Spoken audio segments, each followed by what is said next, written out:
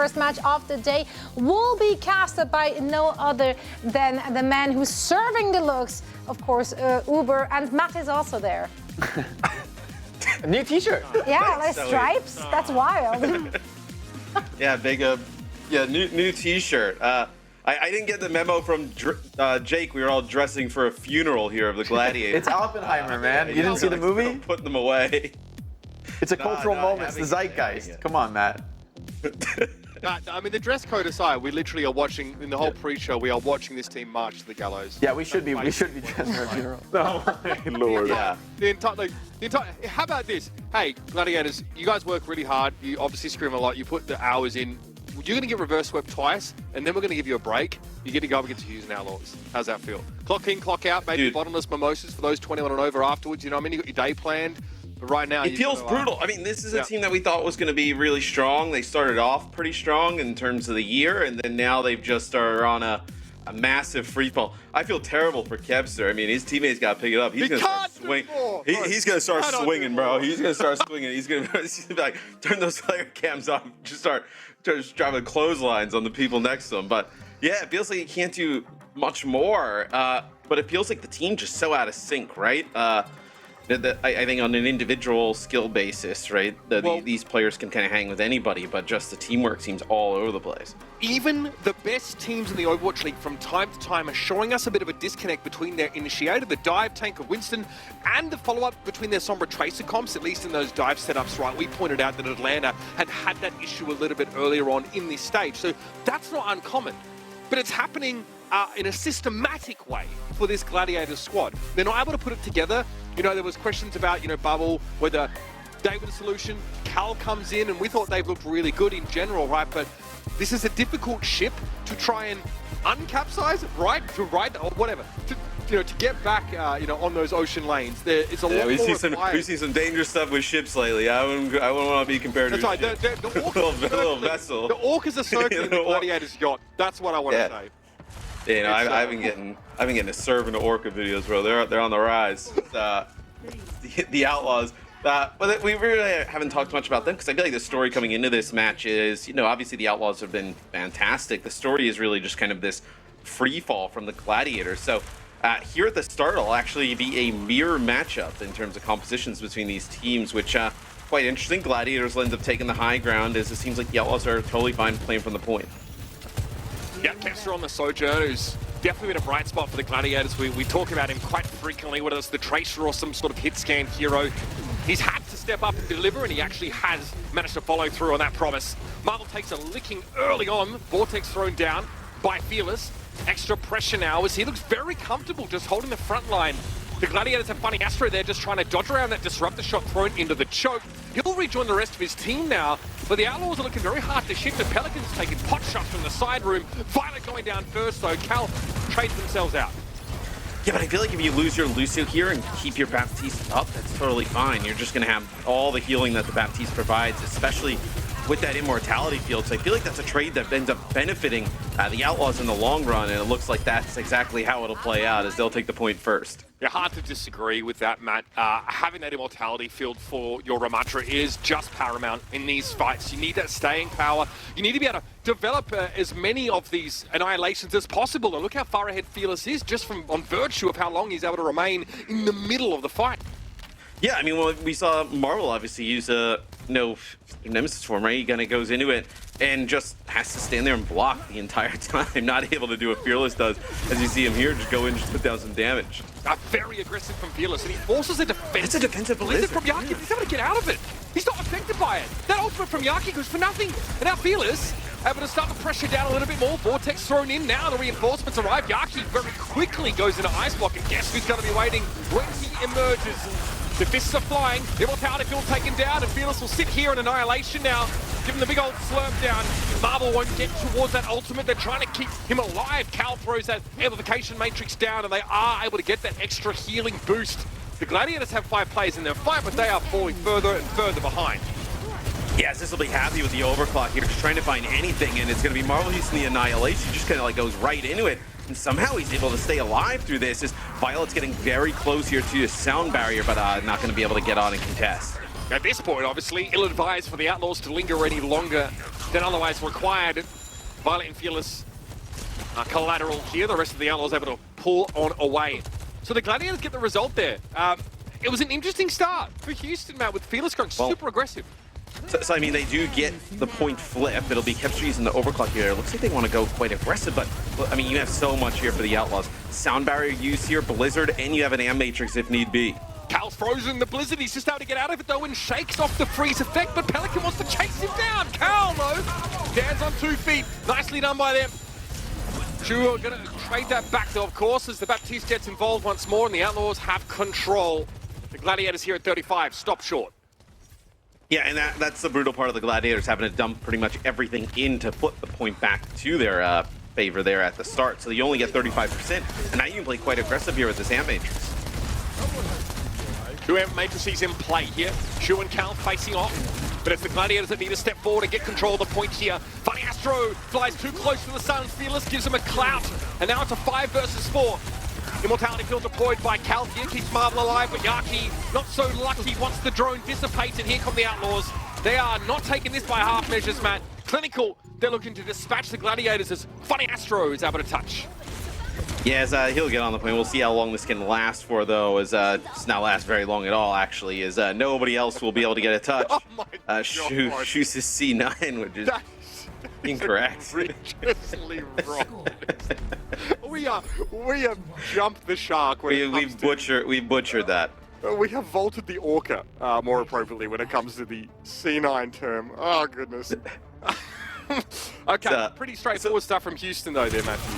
For me, the most worrying thing about this for the Gladiators, like the only fight that you won and really looked like you were going to be able to kind of make this a close one is like when you basically used every ultimate you had and the Outlaws used nothing. Other than that, like in like a neutral fight or a fight that's a little bit more even, like they were not really close. And now as we move to the next point here, it's going to be a comp that I think favors the Outlaws, right? We talked about how maybe you haven't been able to coordinate this type of dive here for the Gladiators with a lot of moving parts on the roster.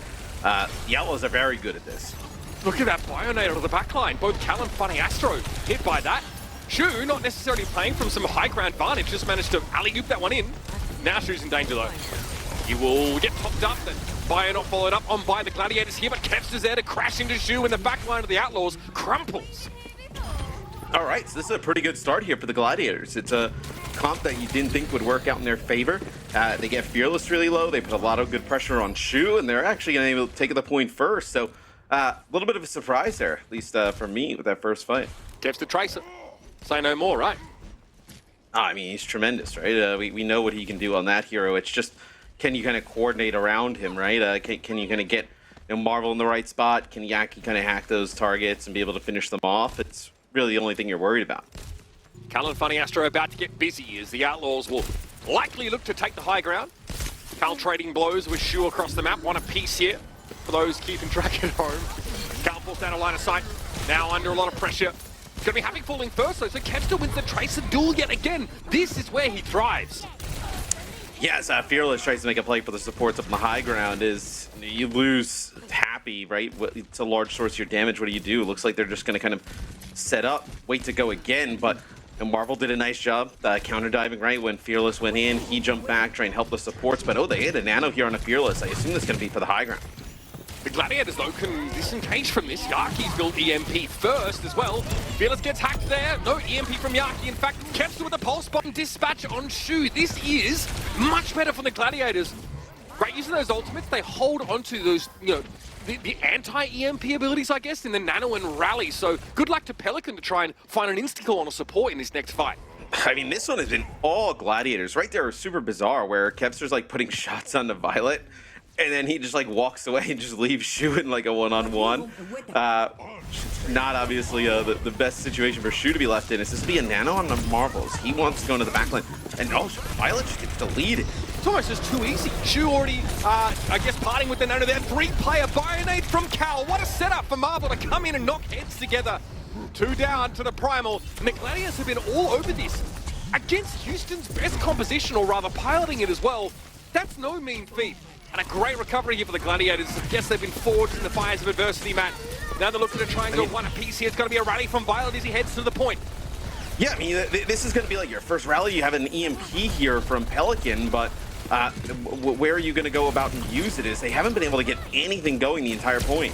Fearless waited out the Funny Astro rally, just sitting inside his own bubble, and here comes an EMP from Pelican. Yaki was affected by the looks. It was like no follow-up. Shu's the one that falls, and Marvel is able to find both backliners with the help of Kevster. Yes, Happy's able to chime in with a pulse bomb on Funny Astro, but the Outlaws are down to 3, if that. And overtime ticks down. It's a shutout in favor of the Gladiators. That was a big surprise for me, quite honest, because that's a comp, well, especially with how point 1 went, that you thought, okay, now that we move over to this is kind of the Outlaws' bread and butter, and they just get slapped around here by the Gladiators. But I also think that's the frustrating part, is you see how good the Gladiators can be at times, right? They're definitely capable of playing some of these compositions at a high level, just haven't been able to put it together over the course of a few series. Have a look at this. The rotations, sublime. Here's this Bionade that sets up a huge primal. The timing here couldn't have been any better. 3 players in that one. Cal producing a rabbit. That's some filthy stuff. It's like cross map as you're being chased by Fearless as well. It's Gladiators will play the Echo here. What do you think about this? Again, we've seen Yaki go for on a couple of occasions. He'll also play it on Numbani, if I'm not mistaken. Quite susceptible here, of course, to Pelican, who's had a pretty quiet one on Oasis so far here. But again, looking to burst down someone like Fearless here, but he's hardly been the issue. Marvel finding Happy first. Not good. Happy getting picked off, Matt, quite early in many of these fights. You know, when you mentioned Pelican, like I don't think he's had maybe the best last round, and then maybe even here a little bit at the start, right? But Happy's been the one who's been getting picked every single time. It seems like whether it's like losing the duel to Kebster or that time Marvel, where if Happy's losing those duels, Pelican can't really get anything done on the Sombra, right? Sombra's like just trying to work with the Tracer to make things happen. If you don't have the Tracer, what do you do? Like Kebster's finally broken and is just unleashed. I think any team of the Outlaws would crumble before that kind of pressure, but even Houston are struggling to deal with him right now. Cal farming up that nano. Nice sleep on a Marvel here. Shu considers a bio, does throw it down. Marvel very low and won't be able to get away. Cal also hacked at the same time. So now the Outlaws with the player advantage looking to push in. It's Fearless getting the nano boost here. He takes note of the Brigitte's position on the left and he looks to follow up and finish off Funny Astro pretty comfortably. This means that's Cal and Yaki just sitting on the staircase. Both of them are in big trouble. Yeah, and the point had already flipped, right? So you're just going to end up losing these players here towards the end. Oh, well, what? Kevster actually takes out Happy and Violet on the other side. He gets a nano boost there towards the end, so maybe this is one where the Gladiators can actually flip. Pelican is here to help Fearless, but that's really it for the time being. Funny Astro's back in the mix, too. Oh, Fearless dived away. I think Fearless was trying to get back towards his healers, but he went in the direction of the Gladiators spawn on that dive. Maybe hopefully at least get a trade kill. Houston to maintain the point through all of this, though, because Pelican was also there. He has an EMP ready to deliver. It could yield it. A free kill on the Tracer, potentially. And they let it go. Kevster, though, was outside of the radius of it. Yes, they get Marvel. That's the pick that the Outlaws were looking for. Now they go ahead in percentage. And Happy as a pulse bomb. He really needs to step up in this round. It's been a slow, a quiet affair for this player. Pelican's able to clip Yaki's wings. But again, Happy falls prematurely. And Kevster's back with another pulse bomb. The Gladiators fighting this one real close. But the Outlaws have maintained control for quite some time. Yeah, it's just about getting this flip. I mean, Kevster has been in the backline just causing chaos forever. And now, I mean, finally they're able to get it where I thought Happy and Pelican, with some help from Violet, did a tremendous job being able to kind of contest the point, keep that going for as long as they did. 13-0! He cannot do more! It's 1 kill away from being in a flatter deadlift as well. That is just absurd. Cal with 5 final blows, by the way. That is ridiculous. The Glads are back in control, but for how much longer? Yaki with that duplicate available, picks Shu straight away. There's a Winston bubble though to contend with here, and okay, both backliners hit by a bio. That's pretty big. Violet came in with this shield bash stun, and Happy finally gets something. It's a pulse bomb kill on Calvin. Shu's traded out instantly by Marvel. Yaki still in dupe, tries to go for another Bionade here, but Marvel's primals have been on point this map so far, and it's Violet picked up again. The Gladiators stay in control. Yeah, they have really been punishing the supports of the Outlaws, but Fearless wants to pop Primal. He's got both the DPS there, and they actually end up getting a flip. That Fearless chase down Kevster as well. Just as the Glads look like they'd be forcing things to final fight territory. So, Yeah, and Mitch, you're getting closer and closer towards this EMP here for Pelican, right? I mean, it's such a huge game-changing ult. You're going to have the EMP probably plus Nano here, where Yaki now just goes over to the Sombra. So you may not actually even get this EMP here for Yaki, depending on how this next fight goes. This will be devastating for the Gladiators. It's just so much more impactful than the duplicate of the Echo, right? Yeah, big time. Contextually, right? If you can get a huge buyer, then perhaps different story. But Pelican is looking for a backline here. An insta-kill. There's no support ults left for the Glads, and they crumble. Here come the Outlaws once more. And already in this first map of the series, sparks are flying. The Gladiators, though, lose their core. Kevster again is able to find Violet, though. Can you do anything about this? Yaki on the point, has to translocate away. Cal with the switch over to the Lucio to get there quickly enough. But Kevster suffers his second death of the round, and unfortunately, it comes at an awful time. Here come the Glads. Cal back over the top, and that Lucio here, and takes down Shu. What? An environmental kill from Cal. But it's not enough. It's traded out by Happy. You find some pulse bomb elimination on Funny Astro, and the Outlaws have got the numbers. You saw the translocate away by Yaki, in more pain for the Gladiators. They come close on this first map, but the Outlaws outlast. Well, look, they looked better, the Gladiators, right? They looked, like they can definitely hang with this Outlaws team, but towards the end there, but when the Echo, when it looks good, right? You're really kind of playing not really around that duplicate. You're playing just kind of for the Echo, just raw power. They're missing out on two EMPs one though. One final blow for the whole map. What power? You better play Sombra for the utility the whole time. Right. I mean, I agree with you. I think like when you're looking at it, especially after you just played Tracer Sombra and like dominated, right? Like, why not just do the mirror? And look, even if you're not doing like mass in terms of like kill contribution and final blows, like the hacks and the EMP are good enough, right? I mean, you saw there towards the end, Pelican gets an EMP, it's a nano on the Fearless, and they just insta-kill both supports and the game's over. You have, without the Sombra, you just have no big ultimate like that can really kind of turn the tide in a fight. And it's brutal because that's how you end up losing at the end. Pelican knew he had it right. He just went straight for that backline, and there was a dive. The Outlaws able to come out on top in a very competitive, very close first map, so don't be fooled by any score lines here. We're going to head to Midtown up next, another opportunity for us to see what the Gladiators have been working on during these trying times.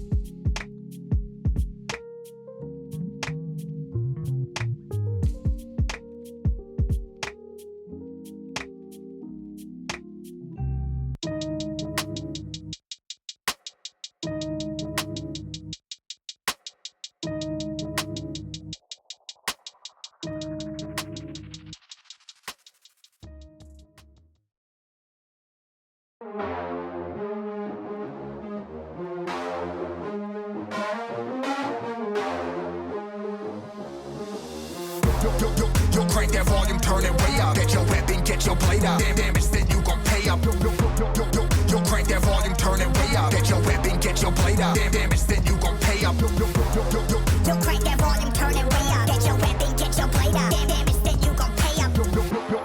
Yo, crank that volume, turn it way up. Turn it way up. Turn it way up. Crank that volume, turn it way up. Way up.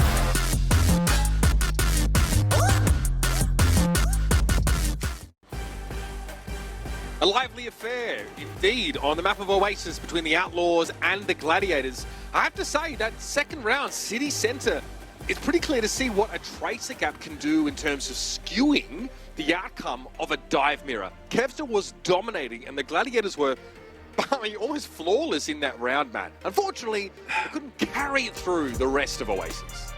Right, which, I mean, well, when you say they couldn't carry it through because they changed composition, didn't have the Sombra to follow up on the hacks and, you know, EMPs and whatnot. Devil's in the details, as they say. Yeah, so as we move to Midtown, I think the Gladiators, like, you should have the confidence that you can play that dive in the mirror because, you know, Kevster was getting the better of Happy, you were starting to get rolling. Like, that was, like, some of the best, like, Marvels looked, right?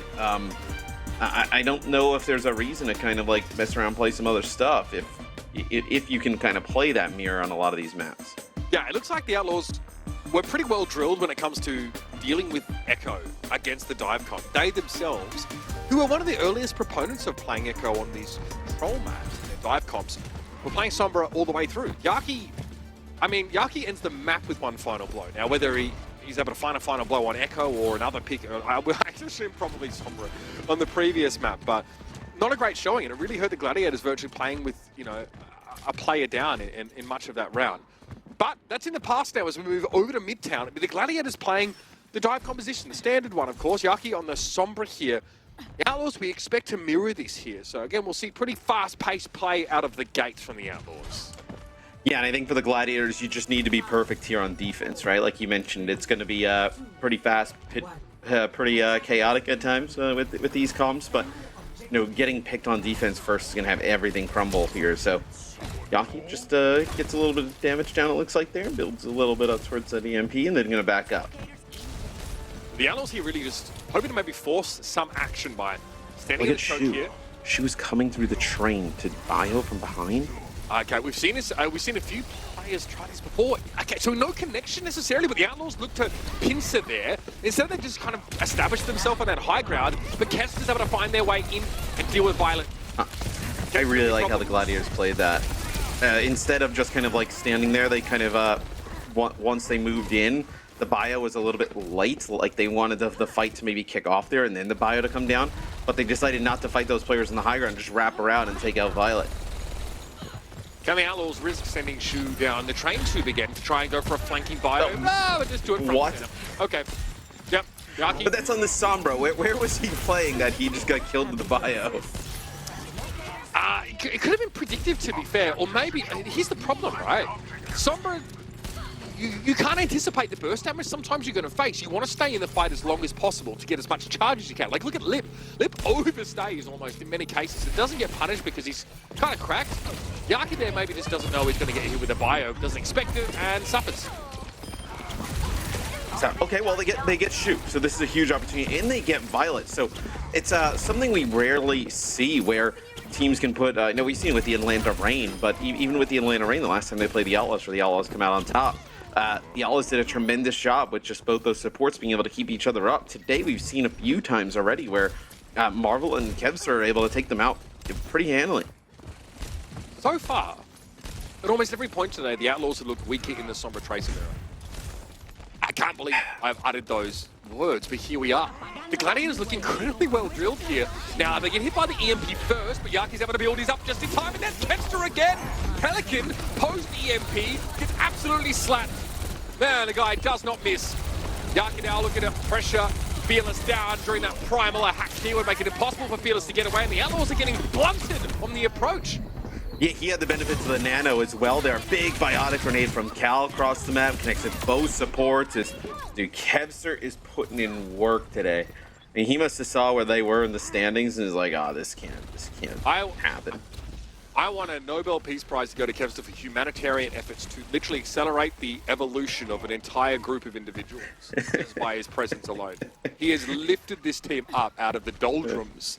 After that last match, everybody went to leave. He just locked the doors to the room. He was like, nobody is leaving here until we figure this out. The hair curtain, you see a red glow start emanating and you know you messed up. Look at this guy! He's out of control, Kevster! On an absolute running riot. The Outlaws here completely staggered by this approach from Kevster and the rest of his team. And there's nothing they can do. A minute remaining, less than in fact.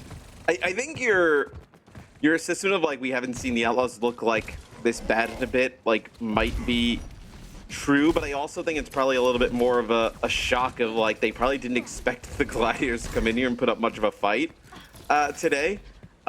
And maybe it's going to catch them off guard a little bit. I mean, it's a nice hack from Yaki, and then the finish by Kevster. I mean, you're at 25 seconds left. You may get a full hold here for the Glads. What a sneak from Kevster. Dude. Delivery as per usual. The protocols here for this dive comp for the Gladiators don't just look like they've been internalized, they've been hard-coded into their DNA. They are so clean. They are in the right place at the right time. They're responding adequately to how the Outlaws are trying to pressure and sort of find opportunities. There's one more fight here for Houston, but they don't have an EMP to work with. They've got the rally, they've got the pulse bomb, and that's going to have to be enough. Here's a rally first from Violet. They're going to try and make their way through the choke. Cal looking to probably set up a long-range bionic grenade if possible, but Marvel gets the nano, able to slow this advance down, and good rally response from Funny Astro. Funny Astro just surviving the pulse bomb coming in there from Happy, but Fearless is able to bring him down eventually with the nano himself. Marvel in trouble. Fearless drags the Winston down as well. And that'll be it for the Gladiators. An incredible hold on point A, but not quite able again to get the job done. I mean, really amazing stuff there from the Gladiators on checkpoint A. They just need to make that incredible defense on point A pay off, right? They can't just kind of let the Outlaws now start to gain momentum, move towards the second part of the map. As Pelican, he'll have this EMP, so you're gonna have an EMP on both sides. Everybody expended support ults there during that. I think you're gonna see like a big fight here for this top bridge, right? Whether it's like Fearless going in with a bio and then kind of like an EMP from the backside here, like, or it's gonna be the Gladiators attacking early and denying that position.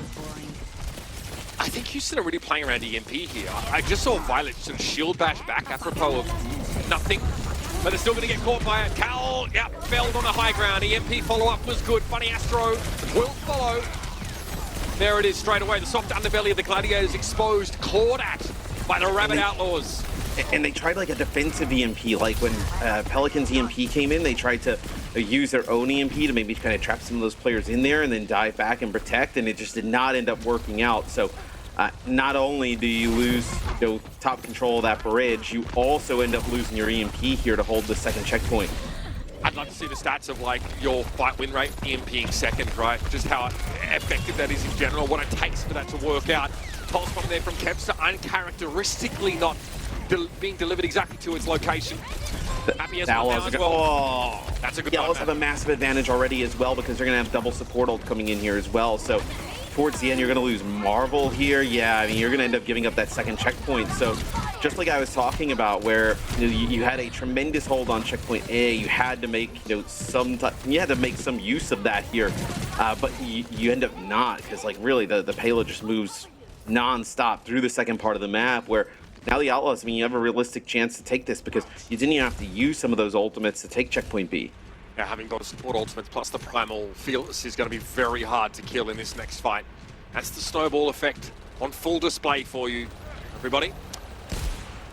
Ju here, presumably wanting to set Fearless up for a very deep foray into enemy territory.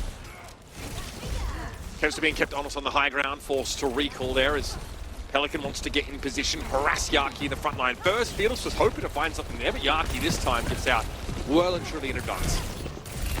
So what are the Gladiators trying to set up here for? Because they're giving away a ton of payload progress, right? Where you're setting yourselves up here for the Glads, like for maybe like just one massive fight, and if it doesn't go your way, it's a map completion. It's going to be Violet popping the rally.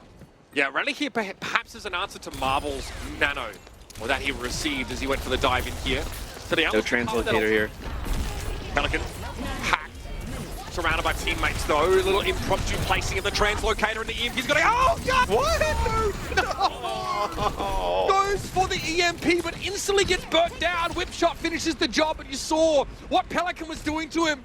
Throw out the stats about first EMPs or second EMPs. It doesn't seem to matter in this matchup as the Outlaws find their advantages yet again.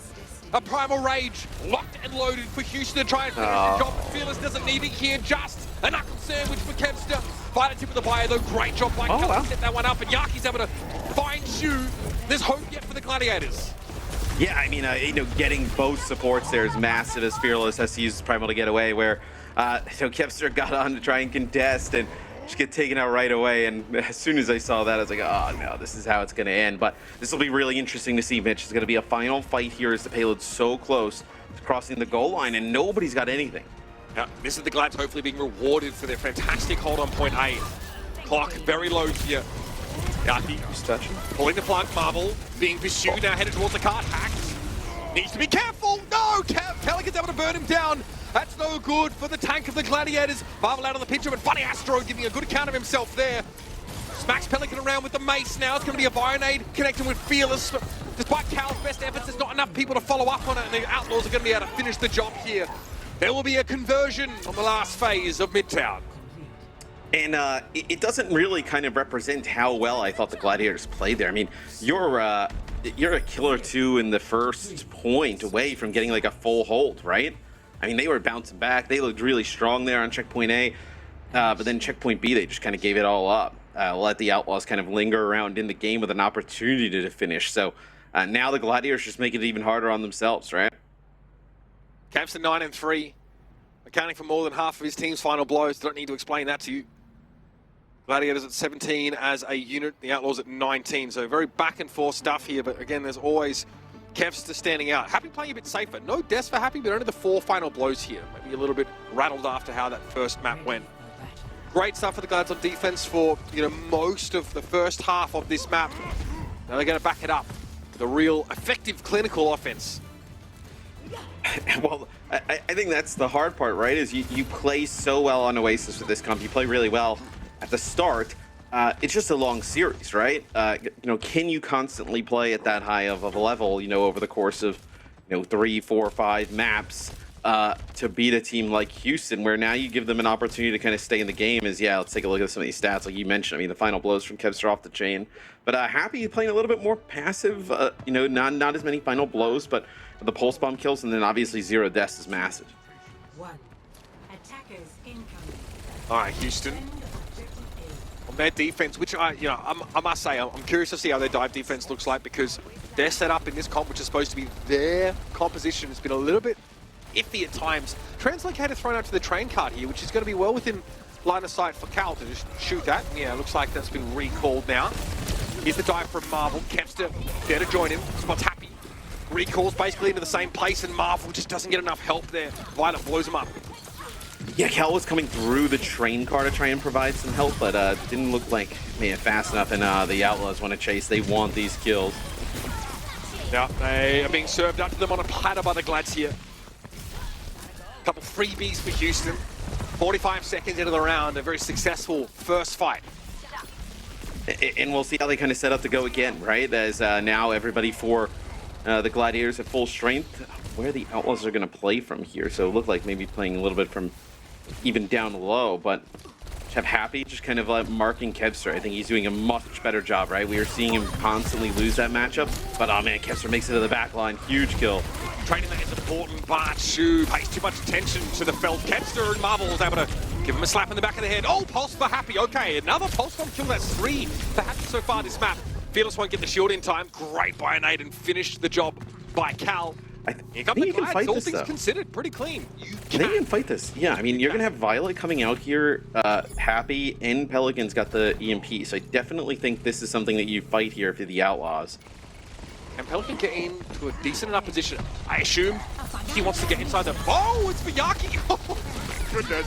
Yaki turned into a red mist and floated away. To the high ground goes Marvel there.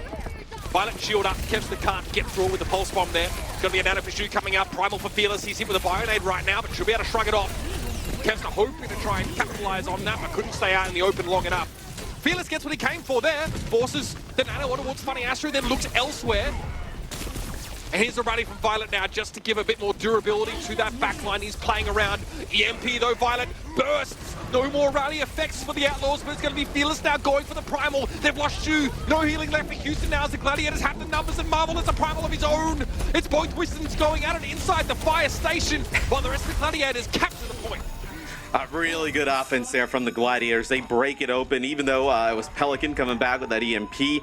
Looked like maybe the Outlaws are going to be able to fight that. No one had a lot of good resources to do so, but not able to is, a bio grenade almost into Violet falls. So that's a huge kill. So now you get this kill in a Violet. I mean, you have a ton of time here to get this rolling.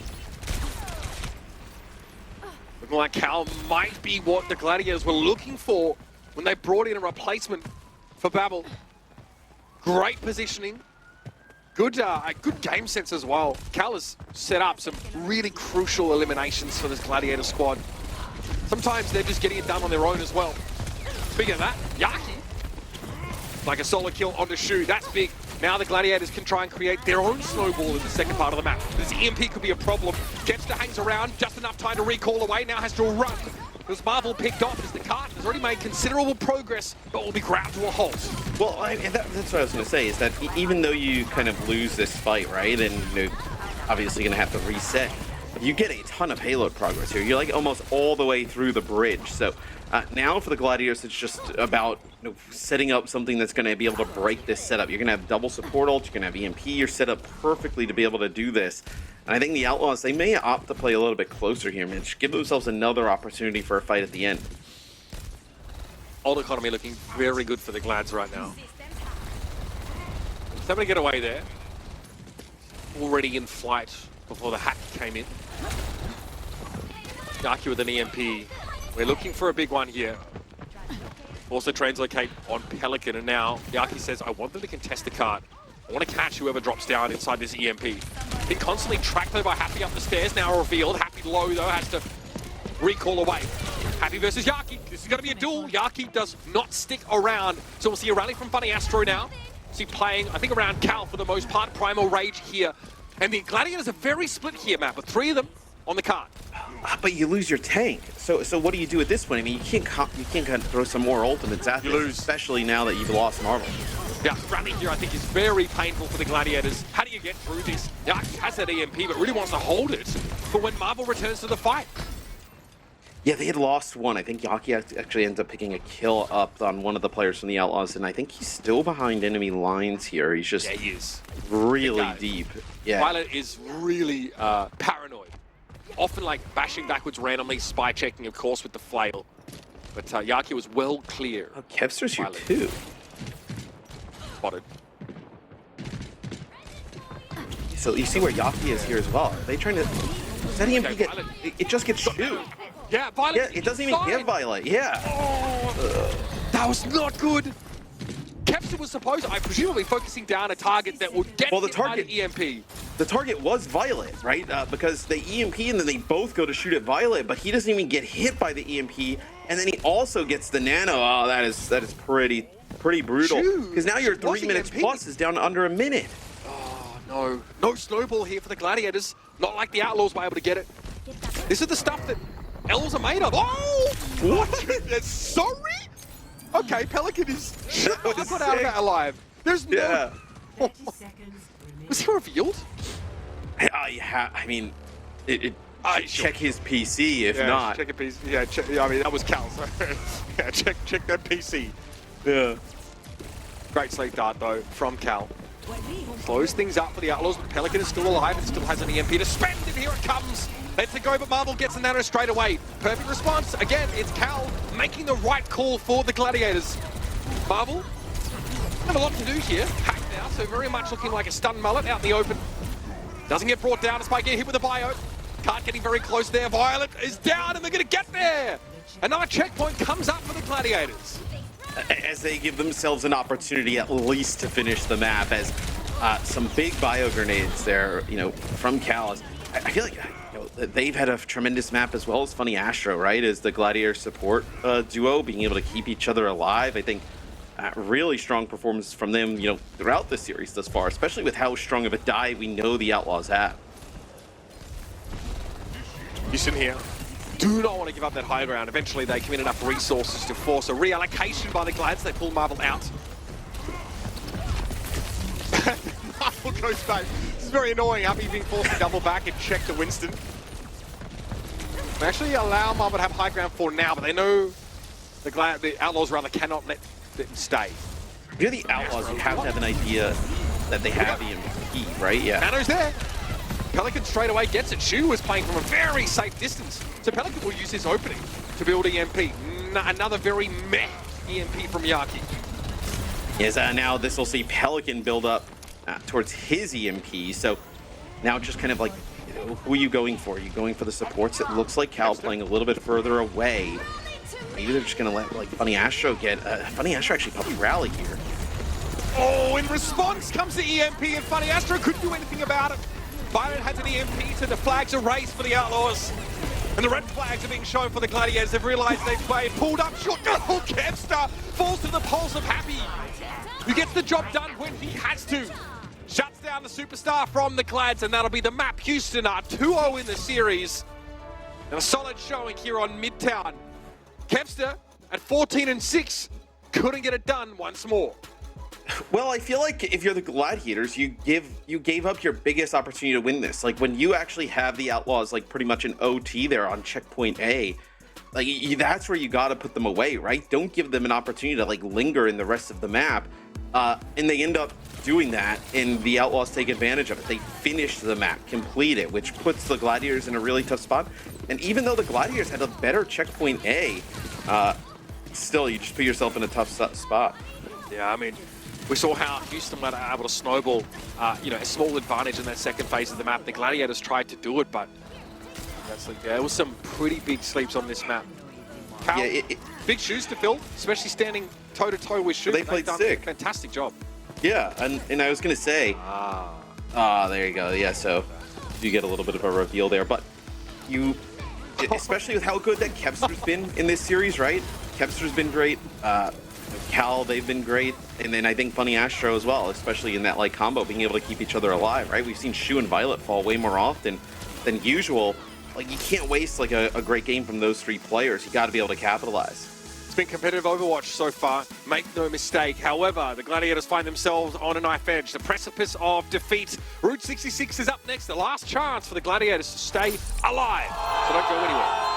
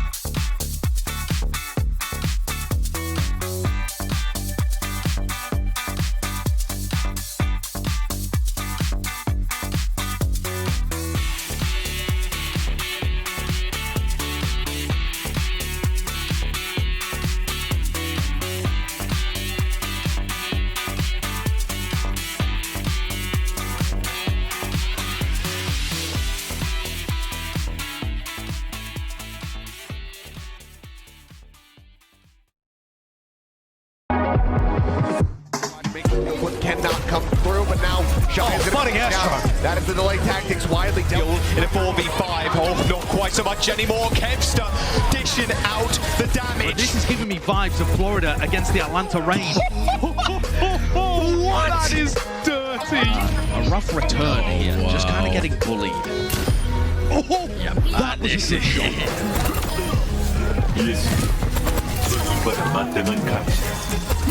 Oh, wave hello, maybe goodbye to the rest of your team, Decay, because Lastro's on the field, Nano Zen just to keep him alive.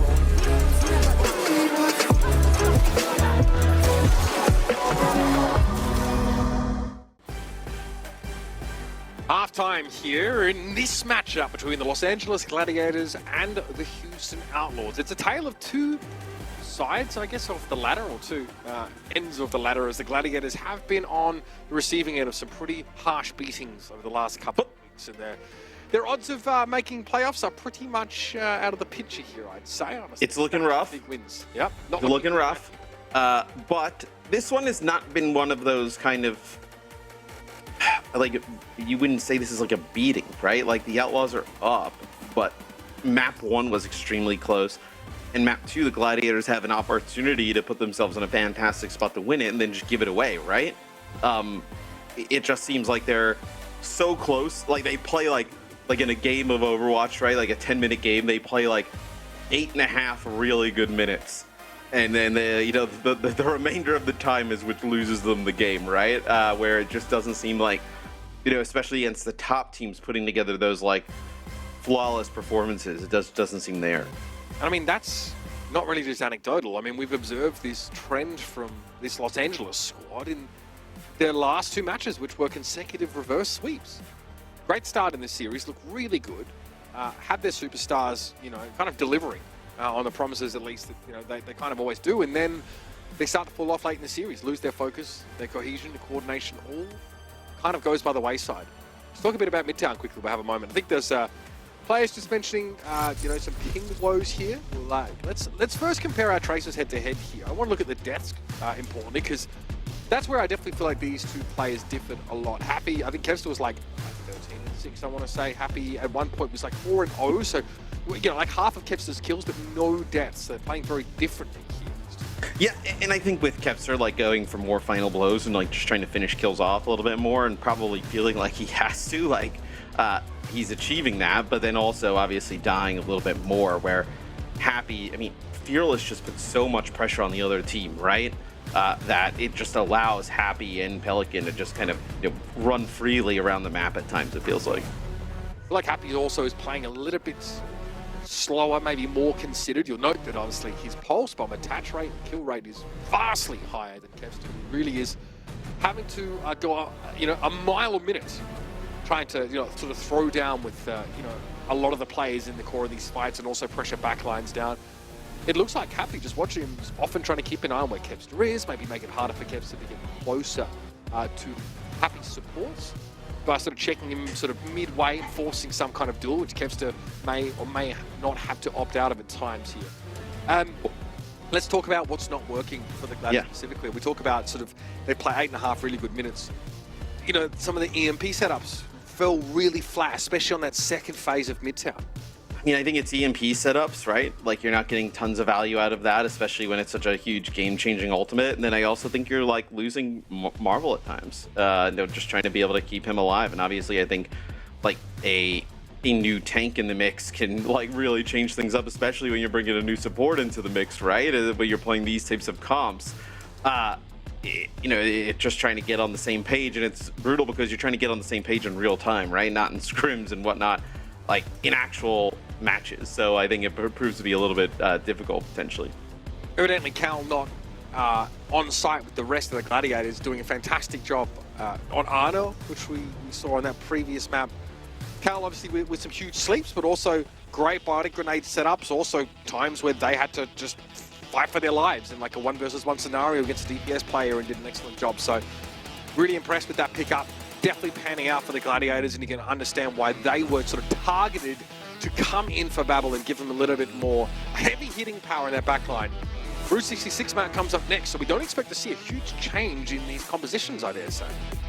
No, I don't think so. I think if you're you're the Gladiators, well, I think let's talk about the Outlaws for a second. If you're the Outlaws, I think just playing close, forcing, just bleed time, because it's been proven, I think, now that, especially with how Midtown went, that you just need to break it open once and you're good enough to just kind of run it down the rest of the map.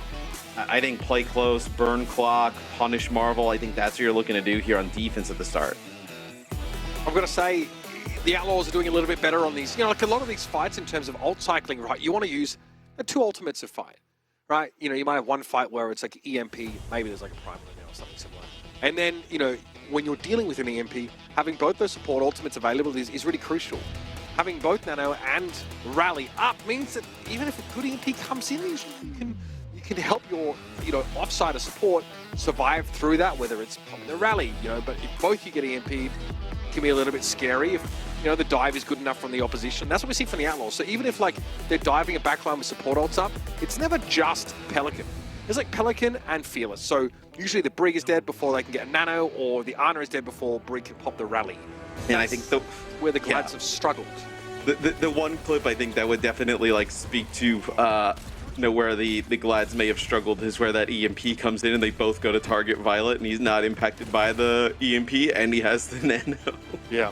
I think that's the epitome of it, where you use the EMP, you're trying to get both supports, you only get one, and then the one support you don't get is the one you're trying to burn down. And I wonder if those two players have the same idea about which support they're trying to focus, because you'd think that Yaki EMP's there, and I think what fails to hit Shu. I think it was maybe Yaki thought that Violet was the target, and then I think it was Kevster, whoever's following up. Maybe. I mean, they've played 13 games plus Pro-Am plus scrims. They should have a good idea of where we're going here with this, right? This is why we talk about communication and we kind of throw that word around, the other C word. No, not the one you're thinking, I'm Australian, but no, cohesion. Both of those words, seem so. I thought the other C word was croissant for Murphy. Cumberbund, actually, yeah. But sure, yeah. What did you? Hold on, what did you just say? Isn't it a croissant? Croissant. Yeah, that's the New York way of saying it. I'm sure there's a French way of pronouncing it, but it's the New York way. I'm gonna leave that one. I'm just not touching it. Don't warm it up. Leave it crunchy, almost hard. 3 minutes and 8 on the clock here. And they're better not fresh. They're better the ones in the plastic bags. Oh my goodness, this is war crimes. Right, Bubble in trouble. Bubble there. The bubble from Fearless making it very difficult for Cal to actually deliver the healing required. So Marvel stays low on health. Cal hit with a bio from long range here. Eventually the follow-up came, but a fantastic sleep from Cal. So Fearless doesn't get the reward. Now looking to chase a bit further in, but the defensive Bionade's effects are still present, and Cal and Funny Astro slink away. Just look at the spot that they forced the supports into. They have the Nano Marvel because he's so deep that it's the first time Cal can get a little bit of a view. Our Marvel, he's so low, and they're going to be able to pick up the kill. Just that pressure from Fearless, just pushes the supports of the Gladiators so far out, but Kevster returns with a big pulse bomb. Yeah, virtually just erases what just happened there, which is the Glad's backline being too pressured to keep Marvel up. What a pulse from Kevster. And all of a sudden, look at this. The Outlaws are playing at mid-range, milling about. EMP follow-up. The Gladiators double down. Shoot. He just popped. Great follow-up from Kevster here. And this is successful defense so far. Why do you pop Rally? Why do you pop EMP? I'm sorry. Yaki, they picked him up. Okay, there's something here. Bubble with the primal, though, when Violet goes down. You've committed 2 ults to this fight. Houston, you better make sure you get a good result here. And they don't. They don't. Maybe they thought there was going to be another player returning a little bit faster there to be able to fight that. Maybe that the Rally Brig plus the EMP was going to be enough to maybe get a kill or two to be able to kind of push them back a little bit for when everybody came in here now. But you're just working off of this Fearless Primal Rage here. So that's Yaki's Translocator, and he ends up getting killed. Perfect. Remember, Yaki has no mobility outside of that Translocator. Can't dash, can't jump, can't skip away. No, just get flattened by Fearless as soon as he turns up. Fearless woken there by the whip shot. Funny Astro maybe wishing he'd not pressed that button, but hey, that's gaming. Kevster on the cart, keeps it stalled for a time here, but Fearless turns around. We're getting close to that checkpoint now. Gladiators very mindful of a potential Charlie 90 here. Kepster has another pulse bomb. So far they've been good, but Fearless isn't low enough to get an instant kill there. Kepster putting the pressure shoot down further, but she's going to be able to stay alive and build the nano to boot. That might go Fearless's way, and that's when things can get scarier for the Gladiators. The Outlaws are running out of time though. 40 seconds to work with now as Marvel heads upstairs. Yeah, and Kevster's holding on to this pulse bomb. I just wonder for what, as Cal gets knocked to the low ground there by Fearless, and that's going to be the nano on a Fearless. No, I think Kevster just wanted to get rid of that pulse in some way, but Shu was ready to keep Fearless standing through it all. Shu's still playing together with Violet now. If they have the high ground, this is great positioning for the Outlaws backline. They've taken ages to finagle themselves into this spot, and you can see why it's so good. Virtually unassailable at this point in the fight, but Shu just free healing for the high ground.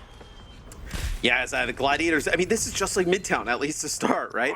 Really good hold there on point A. Let's see if they can actually bring that into this second part of the map, though. That's what was their downfall on Midtown. They were not able to hold it all from really checkpoint A to B.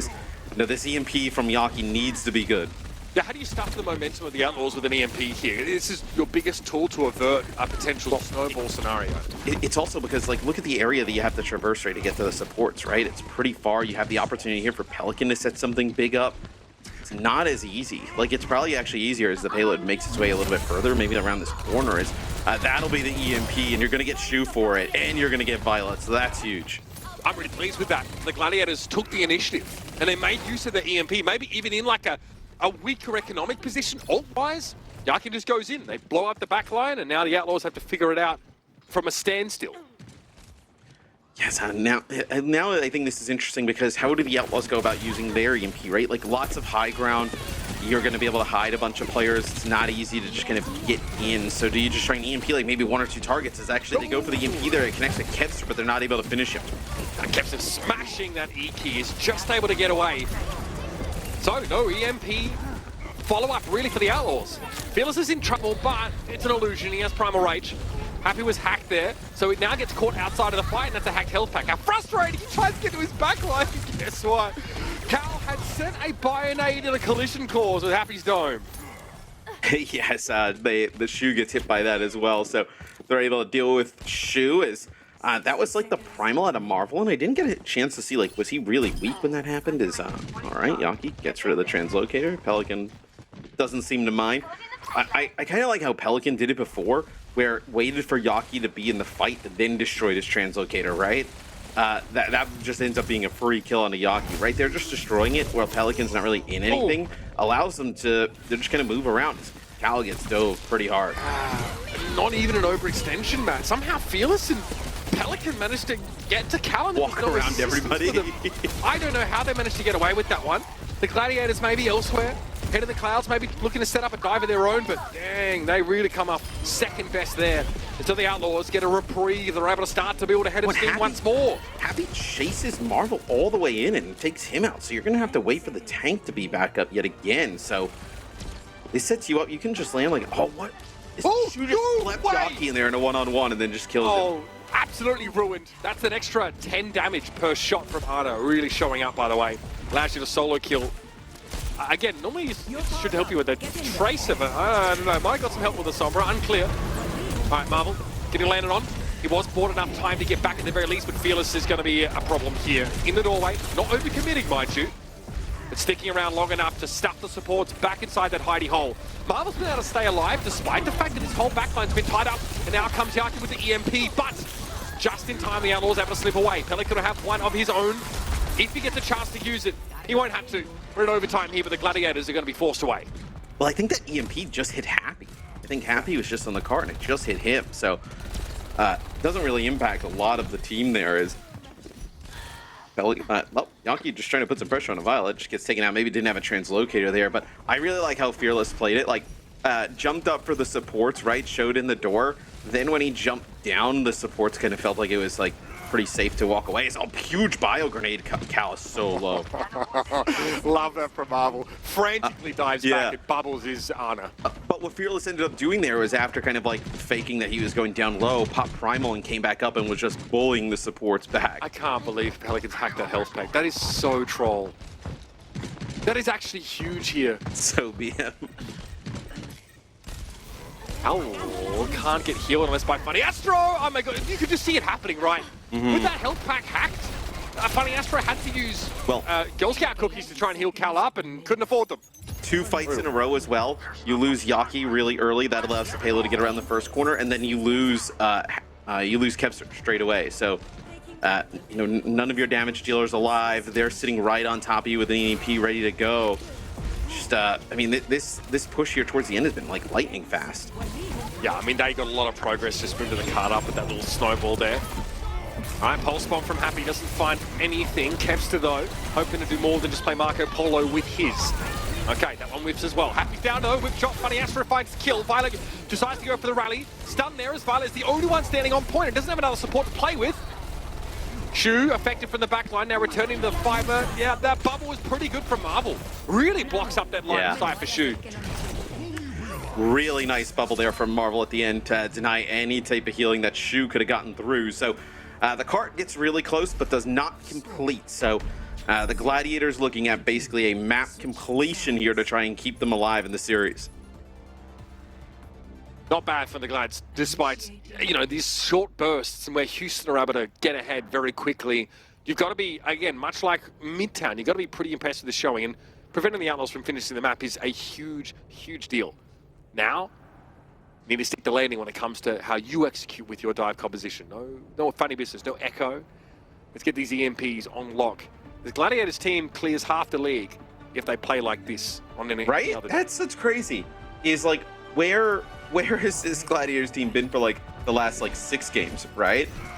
Obviously still some mistakes, but it still feels like they're playing at a high enough level to beat some of the teams that we've seen them lose to. It's not even necessarily Keps to go kill anymore either. Yes, Yaki ends that round with just the one final blow, but it's really not important. A lot of these EMP setups have looked a lot better. Keps is 5-2, so it hasn't had to do anything crazy. Happy is actually getting a lot done for Houston at 7-2 right now. He's actually, you know, after the first map where I really thought Kepster like kind of took it to him, yeah, diffed him, I would say. He's really played a really nice series. For a game that's 2-0, I'm enjoying this much more than I thought I would, just sort of watching this play out. Oh, I love this. Yep. Yeah, the classic ride. Oh my goodness, London Spitfire with so many admirers in this league. I'm gonna put that out there. Caldo goes down early. This makes it pretty hard, yeah, for this rush. We saw the, we actually casted, I believe it was the Gladiators, and they did the same exact strat, I believe, at the start. I want to say, I don't know who the opponent was, but they definitely caught them off guard in the same type of way, but they ended up winning the fight completely. This time they don't end up doing that. Was it the Valiants? I wanted to say it was the Valiants, potentially, but I wasn't entirely sure. Regardless, that didn't work for the Gladiators, as Cal apparently got sectioned off from the rest of their team there. Here come the Glads, though, either way. They get to play from the common positions as the Outlaws concede a little bit of this space. Look at this EMP charge. Gap between Pelican and Yaki might be crucial. Also, Cal and Shu at odds in terms of their ult charge. So you kind of have that little pocket strat at the beginning. It gets you, maybe affords you to kind of get around this first corner, but Shu already with this nano. The guys operating on multiple axes here. Oh, the sleeve's no good for Cal. They can't get to the health pack in time. That hurts. Just a nano expended for that fight is extremely high value. Ooh, Fearless. That almost would have been another freebie there. Translocator there at the end. That would have been nuts. All right, 2:27 to play here. The Glads again have to start from a standstill. I think about EMPing here from the Outlaws. Like, oh, yeah. Yep, pretty good. That definitely doesn't suck, Matthew. Yeah. I mean, Pelican got hacked there, but still able to get away easily. I think it just constantly is just putting on more pressure for the Gladiators to potentially have to use ultimates to get out of this position. And the payload is at a spot where you're going to have another fight, or maybe 2, depending on like how it rolls back. So I actually really like that idea. So, odds favour the Gladiators here, with Marvel being able to primal his way in, and Shu already out of the picture. So all of a sudden the Gladiators have catapulted themselves into a fight-winning position. Fearless. Okay, so he had time there to use primal. He realizes they don't want to do that without Shu. So the Outlaws concede this fight happily. Yes, they'll back up here, and we'll see where the payload kind of like ends up. But you see, it's going to make it around what, maybe the next corner, get to the next corner by the time Fearless is back. see Fearless already back, so you take another fight here if you want it. Cal hit Fearless with the Bionade as soon as he came in, then slept him, so the dive from the Gladiators was much more successful. But Primal for Fearless, so anything could happen now, especially now he's playing inside the caverns. Keep an eye on those health bars. It looks like it's Funny Astro that got nanoed here, so the correct response from Cal to throw the nano down. Funny Astro also has a rally in case we have another dive coming in. The Outlaws have to be very careful with this next engagement. Yeah, well, I mean, Violet ends up building the rally there, and you actually don't even end up losing Fearless, right? Fearless doesn't fall. Shoot! Almost got caught there. Oh, Marvel's in trouble though. Primal, okay. Forces that out. Violet's able to find the rally there. Shu got sectioned off for the rest of his team. Yaki's a little low, but back Cal turns up in the kill feed again. What a rising star. What a prospect Cal has turned out to be. And here come the Gladiators once more. That's an easy checkpoint. 3 minutes to play. Yes, although Marvel gets low, uses the Primal to kind of force the supports all the way out, and once they lose Happy, there's just not enough damage to really make a play for the backline. So you mentioned really fantastic stuff from Cal. They were able to take out Happy, and then also land some other big shots and biotic grenades and other players. I really feel like the Gladiators support line has played well today. I think if you kind of take like one thing from the series, like I think Kevster started off like hot really early. I think Happy's played better over time. Yeah. EMP's been a little bit wonky, but I think the supports for the Gladiators have really had a strong day. See, like right here, right? You get rid of his translocator, but he's not. Yeah, but it doesn't matter, right? Like he's not even in the fight. If anything, it allows him to put the translocator closer, like where he's about to EMP, right? It also allowed Houston to kind of regroup there, really set up his second point. Even so, Pelican slept in the backline right now. Translocator will take him to Big Earls. Yeah, no time for that. Good setup. Much better than the Cal sleep on Midtown that allowed Pelican to slip away. So look at the payload moving, underneath this first bridge around the corner. I wonder what the Outlaws are like trying to set up here, right? Like, are you trying to just find a better EMP position here potentially? Like, yeah, EMP Marvel. I was gonna say, can you EMP like Marvel here, right? So he gets the effects of the nano. So I want to push him back now. Oh, Yaki got out in time. Doesn't hit anybody. Yaki saw it coming. Yeah, it just pulled out. Great work for the Gladiators. I'm a big fan of that. Marvel now is going to cause all sorts of problems inside this small room. The health pack is there, but look, Marvel knows he's done his job. Cal just turned up and smacks heads together too. Final blows for Cal? Okay, all right, I'm convinced. Yeah, don't wait for your DPS to do it, just do it yourself. This person is the real deal. My goodness. So now, let's see, okay, so Yaki not able to attack that health pack when the Pelican got the last time, but look at this, setting up for the same type of play. The bio didn't connect there. I'm pretty sure if that bio would hit you. Oh, Pelican's got his translocator, right? Okay. So I think he's waiting for him to get into the fight, maybe. Well, he missed his chance. This is bad for Houston. They're getting snowballed. And Pelican had a real chance to make something happen there, but instead opts for something else. Still, Happy and Pelican make their own foray into the backline of the Gladiators, and Los Angeles have lost their staying power via their supports. With Fearless dealing with Yaki. You have Primal here, so you can keep this. You can keep the payload where it is if you need to, but. Oh, come on. Okay. That was close. Kevster was breathing down his neck. And it looks like it was actually Happy there, able to kind of like put some pressure on the cart as well, so the cart doesn't just roll on down. As it was starting to look pretty good for the Gladiators, but I mean, Cal, it's such a these are really tough spots for the supports, right? Because like look how narrow those like chokes are, right? There's like not a huge window to move through, right? You have to kind of go into some of these really tight corners. And that allows just the Winston to just get it right on top of you with the leap, and then just takes one other player a little bit of damage to finish you off. It was a manual hack too. They're the ones that the Gladiators are going to want to have back, right? Didn't even force an EMP out from Pelican, and Cal gets served up as a tasty morsel. Look at it. Pelican's everywhere. Oh, Yaki! Oh, help Yaki, somebody, please. Help the guy. Okay, he got out. Translocator thrown, under a lot of pressure. Slip. Fearless with Primal though. Okay, Marvel dies as he tries to go for a dive of his own, and now we're under a minute left in the round. No bio connect there for Shu as Cal picked off Shu at long range. Who we give the player of the match regardless of result? We do a Dia? Is that what it's called, the Dia? Oh, was Dia not the only person to ever get player of the match in a losing game? I want to say maybe. Yes. Oh, all right, there it is. EMP eventually for Pelican. Pelican rather, and yeah, Cal, nothing they could do about it. I think it was Dia. DM? Yeah. I don't know. Yeah. All right, one more fight left, Matt. You got a good shot picking somebody from Shanghai early on. Matt, focus. Why are you going on tangents right now, Matt? Come on, bro. 10 seconds left. You're the one bringing up, MG and Dia, but... No, what about you, Sean? Oh! What a bash for Violet! Shuts down the EMP, but both others get traded out. 2 players over on the card here for the Gladiators, and Funny Astro knocking them together once more. That is 2 whip shot kills, Party make it 3. Oh my. Okay, Funny in the name, but he's anything but a clown. I'll give you that one for free. Looks like a pulse on Violet. He was able to avoid that one with the shield, but eventually was chased down. Still doable. They have a nano as well to work with here. Still doable here for the Gladiators. And even though Violet with incredible play to break up that EMP, you're still in it. There it is, Happy Falls. It's going to be Marvel now getting bio, but able to stay alive. Cal sent in the nano. Marvel's going to be a problem right now. The Los Angeles Gladiators are coming alive at just the right time. They're in this one, everybody. The Los Angeles Gladiators take down Route 66 to stay alive in the series. This is easily a series that could be like 2-1 Gladiators, right? I know with how they played on Midtown, but man, they got really great play from the supports, like I mentioned yet again, because Violet breaks up that EMP from Yaki, and then on the opposite side, though, Funny Astro able to get 3, and then Cal with a huge biotic grenade at the end.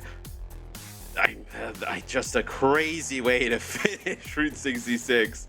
I mean, I'm invested. This is a way better love story than Twilight. I am on the edge of my seat. We finally see the Gladiators get the result that reflects the performance inside the map. They were able to carry out that quality of play for the entirety of a round, which is really great to see. He's Funny Astro in the final moments, just everywhere. You call him out specifically, Matt, I think in the first couple of maps as someone who's been a real difference maker. Carl, absolute nasty. What a nasty pasty this person is. There, I mean, dude, just sick stuff. Man, I'm loving what we are seeing look with at the that. Gladiators. I can't believe I'm saying this. Well, okay, so I don't know if I would say I'm loving what I'm seeing. I think there are moments where I love what I see, but there was also moments that I'm just screaming inside. Look at that EMP getting broken up at the end there definitely could have went way worse if it wasn't for the supports. Colosseo is up next. Chance for the Outlaws to try and cut this one before it gets out of control. Or maybe the Gladiators have a reverse sweep of their own brewing. So no one way to find out, and that is to stick around.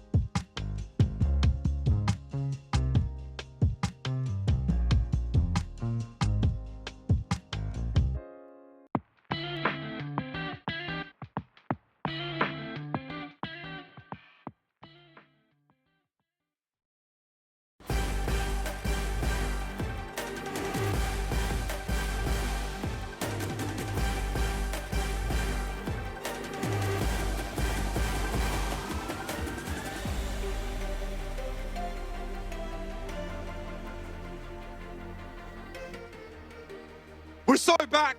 We're so back, Matthew. The Gladiators are able to show us some real high-quality play on Route 66. It was hotly contested, very back and forth, really digging into the fundamentals of this, Tracer Sombra dive. But the Gladiators come out with a win. That's going to be a huge weight off their shoulders here. They've had a rough couple of weeks, so it must feel good to know to measure yourself against a team like the Outlaws and feel like you can stand on even footing. Is this the start of like a Gladiators reverse sweep angle here? Is that what we're on the cusp of? I already manifested it just before the break. I'm just saying, wouldn't that be what a story that would be? Did you say you were going to the bathroom? Or did you just step to the side and just start manifesting? No, I literally said it. I said it before we got to the break. And then I went to the bathroom. Thank you, man. Oh, I didn't hear the first part. I just heard him going to the bathroom. Maybe you were in the bathroom, then you came back. I mean, yeah. That's so we use the breaks for you. I think there's actually some players doing the same thing on the Glad side of things. So they're going to collect themselves before Colosseo, our fourth match. It's definitely on the table, right? I think that the Gladiators have played good enough today to get to a game 5. I also think they played good enough today, with how the first 2 maps went, right? That you play Echo the last point, it doesn't really pay off. You're about to full hold on Midtown, you end up giving it up. They kind of run down the rest of the map. Like, you're close in those first 2 to where this is a map that could be a decider in your favor, right? It could be kind of a little bit of a back and forth where you're like, man, you just wish you saw this Gladiators against some of the other teams, right? Because those would have been very winnable games. Yeah, I mean, I think the TVA just kind of pruned the timeline in which this is a 3-0 for the Gladiators. If those things, as you mentioned, had actually gone right. The reality we're in, it still isn't terrible. It does mean the Glads have to win the next 2 in a row. Let's talk Sombra players. Pelican and Yaki in this head-to-head. What are your thoughts? Yeah, and this is just from Route 66. So, obviously, Yaki doing a great job, being able to kind of land those hacks and also big EMPs, which when you're actually watching the game, it actually looked like Pelican was getting much more value out of those. But maybe it's because of the damage that he's putting down after, right? And the final blows and the kill feed. Again, these hack assists, right? For me, that definitely does it.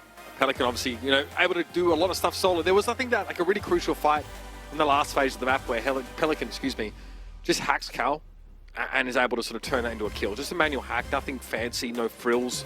For whatever reason, probably Funny Astro wasn't in a position to throw a repair pack towards his Ana. That's the kind of stuff where you can really get a huge lead build up without having to use ultimates to get easy fight wins in that way. Colosseo up next. Such a quintessential map for the Outlaws. So many of their, I say this every time I feel like, so many of their biggest moments of the last couple of years have happened on this map. The Gladiators, though, they need to subvert that trend of history, I suppose. Keep this series alive, and hey, they looked pretty darn good on Oasis in the dive mirror, no less. Can they do it here, and can they get to Busan and make it happen for themselves? Yeah, and a lot on Colosseo kind of matters around that first fight, right? What do we see happen with this first fight? What do they come out and play, right? We've seen some Sojourn, I think, from Kipster early on in the series. We've seen teams play, go with some Hanzo looks here. So obviously some different things you can go with here in Colosseo to maybe get those first picks. We get some of those soon with the discovery of a potential superconductor material. It's a great storyline to keep track of. Science and tech, everybody. I'm big, I'm big on that stuff. You're big on that. I seen your NASA hat. Yeah, big. You don't mess around. Big fan of space. There's a lot of stuff out there. All right, Houston. He came out on the Junker Queen setup. Like this a lot. Okay, just a commanding shout to send the team forward, I think, and then over to the Windstone. Yep, it looks like both these teams are pretty comfortable on this. Oddly enough, so I think the Outlaws are better at this composition, but does it somewhat favor the Gladiators that they've played this all series and they've looked pretty good on it today? I mean, it doesn't... no translocator. He had his translocator destroyed, That'll do it. That's pretty crucial. Pelican's done a great job of sniffing those out. That requires... It seems like he always knows where Yaki's is. Yeah, it requires a different skill set than just sort of setting up EMPs and dives and stuff. You really need to understand the normal way Sombra's play, and then you need to try and metagame your opponent in terms of where you place them and where you look for them. So that's huge. Again, another sort of fight win with a free kill that doesn't require an ultimate to be used. You keep getting enough of those in a round and you're almost guaranteed to win it. Right, like, so Pelican obviously less behind in terms of like EMP charge, but I feel like that getting the translocator wins them the first fight, which like doesn't, like, is never going to show up in any type of stat or represented anywhere, right? No, Yaki was just giving Fearless blammo while he was chasing him down. That's why he's ahead. That's not going to last long though now, as you see Pelican in the lead. Always wanted to call a horse race. And you'll see him just in a great spot here because Funny Astro and Cal can't afford to pay him any attention. Oh, unless this happens, Fearless just turns up, Cal steps outside the bubble, instantly hacked. A lot of pressure on this backline. Now, how do you put Marvel in a position to succeed when you're so busy between Cal and Funny Astro? I mean, it's difficult because you have like a Pelican coming from one angle. This is going to be the nano boost on the Fearless up on the high ground. Oh, Cal's in so much trouble. Oh. Cal got hacked there, so they confirmed that the nano is available, which they probably knew already based on sort of rudimentary tracking. But then Cal knocked to the low ground, or maybe opts to drop off. It's unclear what they chose to do there, right into Fearless's waiting arms. Looks like they were maybe trying to drop down because they could have like played a little bit near Funny Astro so instead of close quarters. Fearless off the map. Right? Then they whip drop Fearless off the edge, right? So to drop down there is interesting, I think. That's by the by. 40 meters for the Outlaws here. And this is where the Outlaws, like, you notice how they're not really pushing the bot. Like, they're just kind of playing these chokes. Like, if they lose this, they probably have another fight that's in an advantageous position with them where they control the high ground. Like, they're not really super keen on pushing into that high ground.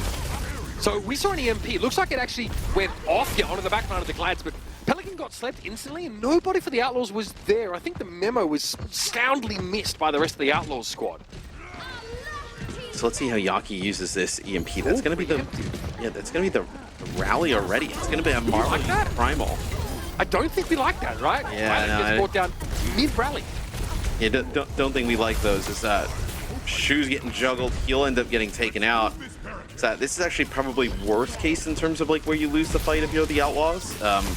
You want to play a little bit closer, you know, and have the payload, the bot being pushed up really near your barrier, not this far up. Okay, the bot will get to the choke, so the Outlaws will have this position to play from here. Maybe might have liked the bot to push a little closer, because they don't have a poke comp that can benefit really from the high ground. Just the Ana. Here we go though, friend. Oh, there it is, Happy. Yep, puts that one in Cal's pocket and says, see you later, nerd. Next fight, perhaps. So look at like Marvel. Everybody's so deep. The bot's just gonna run away. I was like on the like through the X-ray. I was like, oh man, like Marvel, Kevster, and Yaki are pretty far back there. They know the objectives to move in the opposite way, right? Happy got hacked there by Yaki. Ooh, has to get out. Oh my goodness! Yeah, ruined. The Gladiators. He did his job. He just got the bot all the way back to the other side of the map. You're gonna have another like really good fight here for the Outlaws. Yeah, forcing, I guess, Marvel and Funny Astro to pull up on him. Probably hurts the Glads. Still have the ball in that position again. They're still behind, though. The Outlaws are more than happy to keep the fight right about here. It doesn't feel like we're like halfway through the game in terms of like the amount of fights we've had, because there really haven't been that many, right? It's a lot of just kind of, you know, getting the bot to an area that you feel like you have an advantageous position to fight from. Nice shot by Fearless. They're dodging that sleep. I mean, look at where Cal is. Even if Cal lives, they're so far out of the fight. Yo, the hack though, that's so sick. Yeah, Fearless. That seemed really forced by Houston. That whole fight, at least from Fearless's perspective. Yeah, I mean, absolutely, right? I mean, he gets really deep, but you know, there's nobody there to help follow him up. Yaki just turns around, gets a hack on him, and there's nothing he can do. He's all the way across the map. So the follow-up's there though. Marvel, flattened, Violet emerges, makes a Kimbo and is able to dominate the Winston as he got hit with the EMP. Oh, Happy just jumps over the sleep. Okay, maybe just good luck there, but either way, Happy won't mind claiming credit for it. Pulse bomb here for the Houston Outlaws Tracer. I want to see how Violet ends up using the rally here. He used it like pre-EMP the last time. I think they're going to have to try and figure out a way to like kind of keep him from getting hacked and then end up coming out with that rally, because Well, let him get hacked, but Shu has to pocket him through the hack and follow up. Right. That's a primal and he slept. Okay. Did they whip him up without the bio? Did they? I don't think so. He was inside his bubble. Mate, I'm not too sure what happened there. Should have been a longer sleep though by Rise. Either way, up goes Fearless. Happy chases Yaki away. Still glacial progress here for both teams.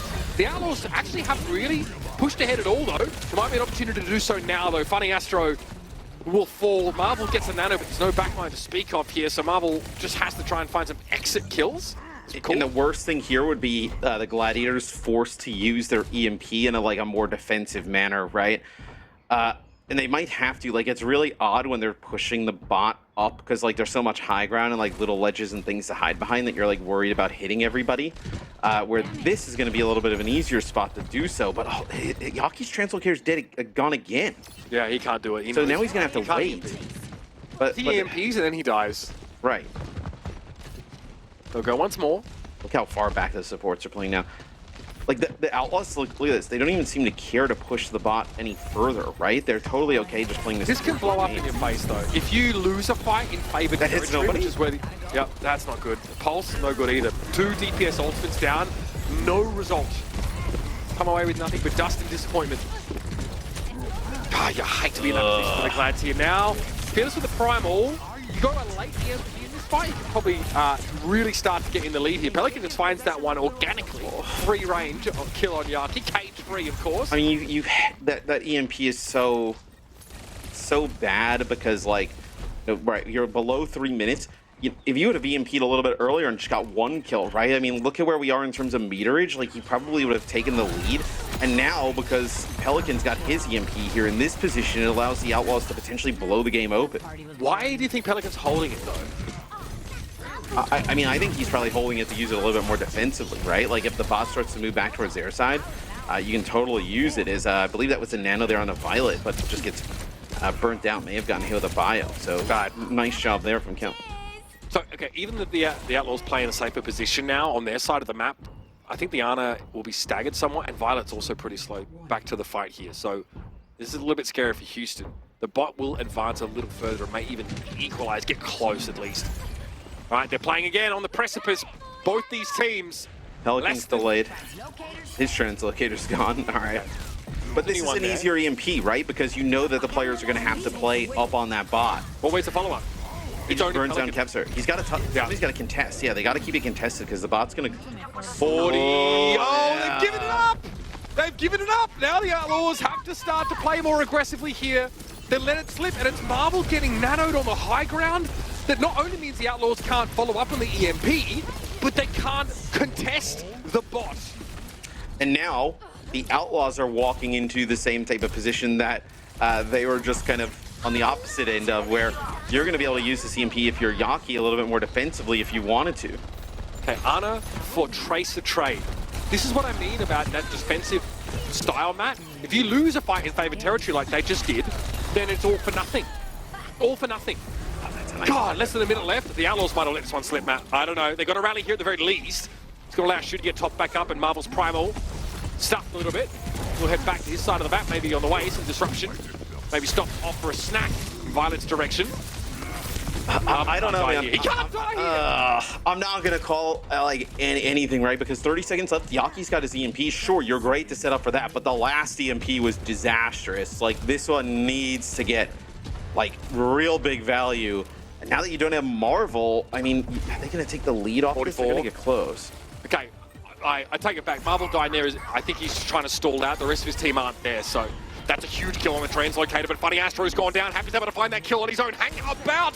7 seconds left on the round. The Gladiators have a lead by 3 meters, but it's about to get completely quenched. Here come the Outlaws once more. EMP for Yaki, but there's nothing there. No follow-up.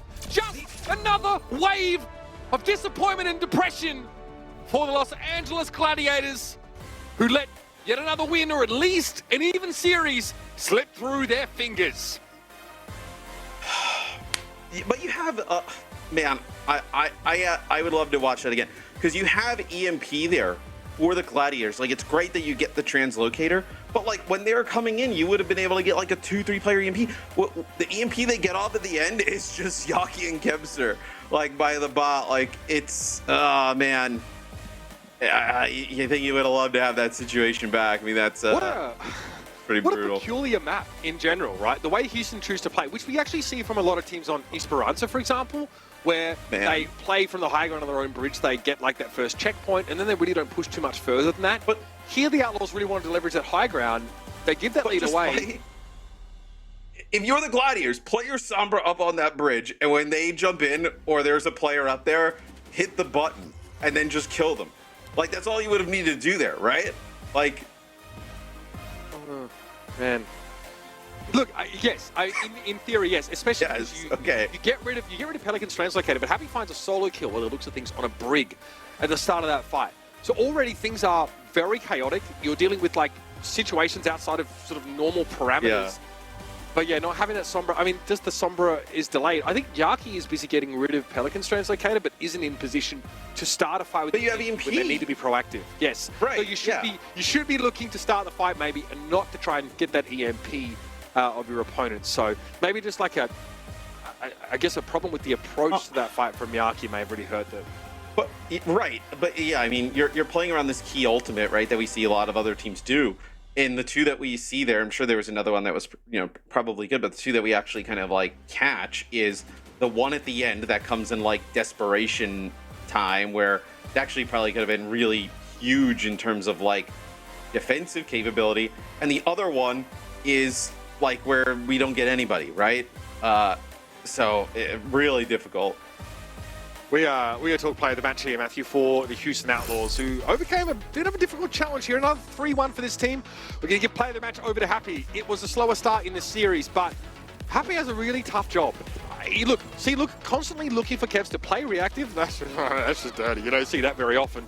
And again, being the player that is less setting the pace and more responding to what Kevster does, eventually we see Happy able to stretch his legs a little bit more. I know Pelican mentioned in an interview recently he would love to get back on the Tracer, but I think Happy's got that role on lock for now. Oh yeah, I mean, Happy looked really strong today in the Tracer role, especially after bouncing back after like what I would consider a pretty rough map 1, right? Like Kevster was tremendous in map 1, and some really awesome pulse bomb sticks, and then the big kill at the end on the funny Astro, right? I mean, that sets them up to be able to get the bot over the line. Is a 60% pulse bomb attach rate, really low in deaths, considering like map 1, he was dying like all the time, right? Keeping it low for the remainder of the series.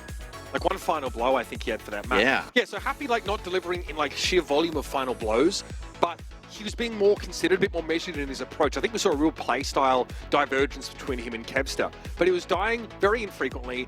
And when he came in with the pulse bomb, when it was like, okay, we need to win a fight sort of fairly cheaply, the pulse bomb stick is good. It's on Briggs, it's on Ana, it's on a Tracer even in some occasions there. So Happy really gets the job done. He's not playing flashily. But he No, the rest of his team allow for this.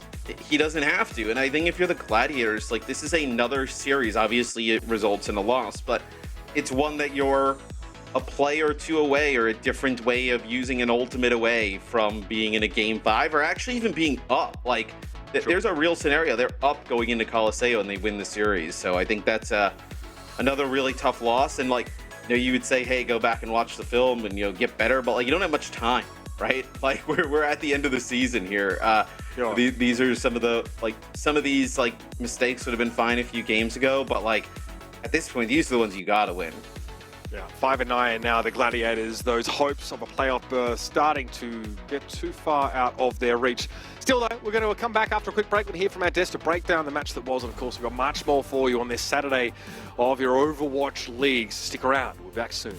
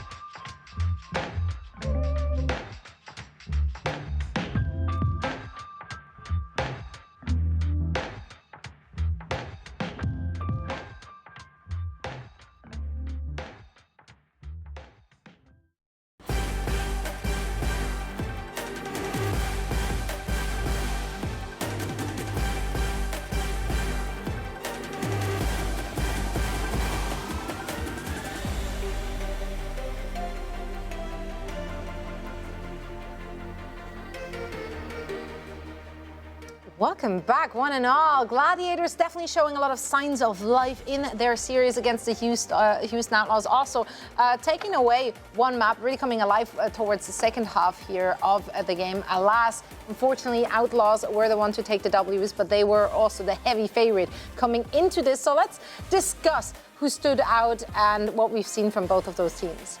For me, I think Kevster in that first map, he was just incredible, you know, lighting it up on Tracer. I think he had some ridiculous stat line, like 14-2 on Oasis. And so I was honestly surprised when Outlaws was able to take this map in the face of a Tracer performance like this. A lot of pros have talked about how Tracer in this meta, when you're just landing all your pulse bombs, it feels impossible to win against.